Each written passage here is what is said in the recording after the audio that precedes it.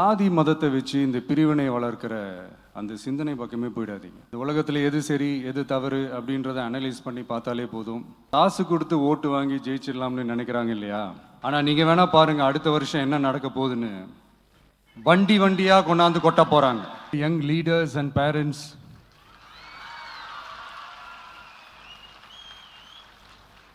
என் நெஞ்சில் குடியிருக்கும் உங்கள் எல்லாருக்கும் என்னுடைய வணக்கம்.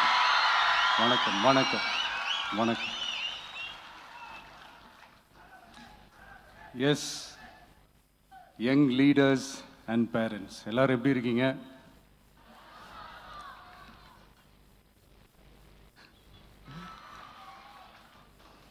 உங்க எல்லாரையும் சந்திச்சதுல மிக்க மிக்க மகிழ்ச்சி.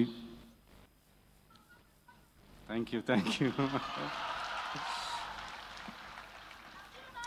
Love you too. First of all, congratulations for your this beautiful achievements. படிப்பில் சாதிக்கணும் தான், படிப்பும் சாதனை தான், அதுதான் மறுக்கலை. பட் அதுக்காக பர்டிகுலராக ஒரே ஒரு படிப்பில் மட்டும் நம்ம அச்சீவ் பண்ணியே ஆகணும் அப்படின்னு நினைக்கிறது ஒன்றும் சாதனை கிடையாது. ஒரே விஷயத்தை பற்றி திரும்ப திரும்ப யோசித்து உங்கள் ஆங்ஸைட்டியை ஏற்றிக்காதீங்க. அவ்வளோ ஸ்ட்ரெஸ்ஃபுல் ஆக வேண்டிய அவசியம்லாம் ஒன்றுமே கிடையாது. இது நான் ஏன் சொல்கிறேன்னா, நீட்டு மட்டும் தான் உலகமா?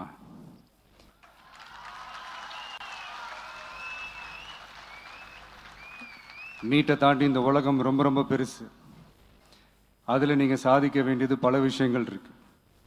அதனால் இப்போவே உங்கள் மைண்டை ரொம்ப ஸ்ட்ராங்காக வச்சுக்கோங்க, டெமோக்ராட்டிக்காக வச்சுக்க கற்றுக்கோங்க. ஏன்னா டெமோக்ரஸின்னு ஒன்று இருந்தால் தான் இந்த உலகமும் சரி, இந்த உலகத்தில் இருக்கிற எல்லா ஃபீல்டும் சரி, ஒரு ஃப்ரீடமாக இருக்க முடியும். அது மட்டும் இல்லை, ஒரு முறையான ஒரு டெமோக்ரஸி இருந்தாலே போதும், எல்லாருக்கும் எல்லாமும் ஈக்குவலாக கிடைக்கும். அதனுடைய ஃபஸ்ட்டு ஸ்டெப்பாக உங்கள் வீட்டில் இருக்கிற எல்லாருக்கிட்டையும் சொல்லுங்கள், அவங்கவுங்களுடைய ஜனநாயக கடமையை ஒழுங்காக செய்ய சொல்லுங்கள்.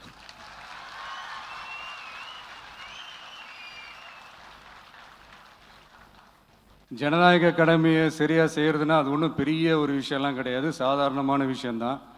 நல்லவங்க, நம்பிக்கையானவங்க, இது வரைக்கும் ஊழலே செய்யாதவங்க யாருன்னு பார்த்து தேர்ந்தெடுக்க சொல்லுங்க. அவ்வளோதான், ஆஸ் சிம்பிள் அஸ் தட். அதுதான் அந்த கடமை.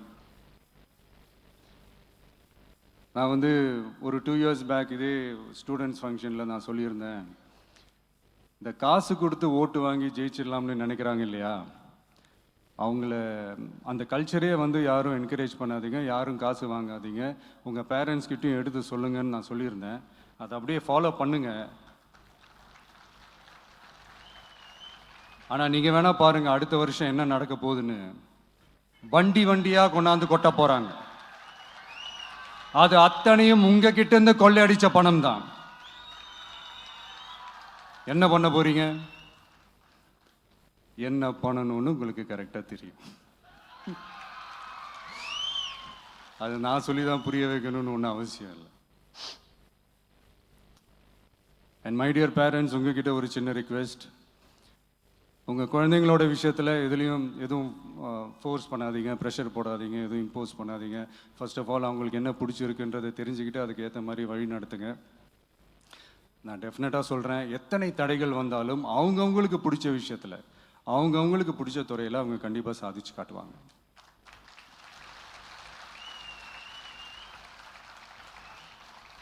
அண்ட் இன்னொரு முக்கியமான விஷயம் உங்ககிட்ட நான் ஷேர் பண்ணணும்னு நினச்சது என்னென்னா, இந்த சாதி மதத்தை வச்சு இந்த பிரிவினை வளர்க்கிற அந்த சிந்தனை பக்கமே போயிடாதீங்க.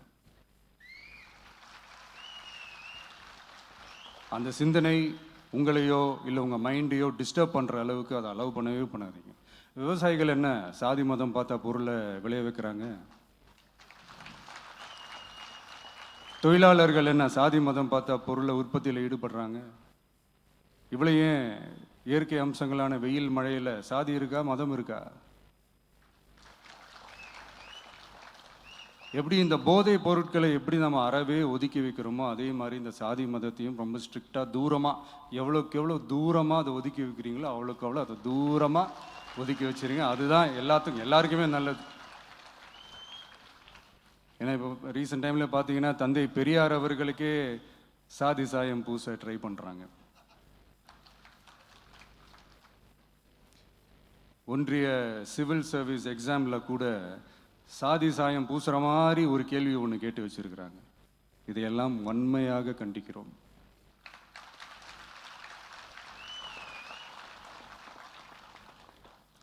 இந்த உலகத்தில் எது சரி எது தவறு அப்படின்றத அனலைஸ் பண்ணி பார்த்தாலே போதும். ஒரு குழப்பம் இல்லாத ஒரு தெளிவான ஒரு வாழ்க்கையை ஒன்று வாழலாம். எதுக்கும் ரொம்ப எமோஷ்னலாக ஆகாதீங்க, அவ்வளோ வருத்தலாம் இல்லை. டெக்னிக்கல் அண்ட் சயின்டிஃபிக் அப்ரோச்சோடவே திங்க் பண்ணுங்கள். ஏன்னா வரப்போகிற இயர்ஸில் ஆல்ரெடி வந்துட்ட இந்த ஏஐ ஆர்டிஃபிஷியல் இன்டெலிஜென்ஸ் உலகத்தை எதிர்கொள்கிறதுக்கு அதுதான் ஒரே வழி. The sky is vast and wide and you have strong wings. So feel free to fly like a bird with courage, conviction and confidence.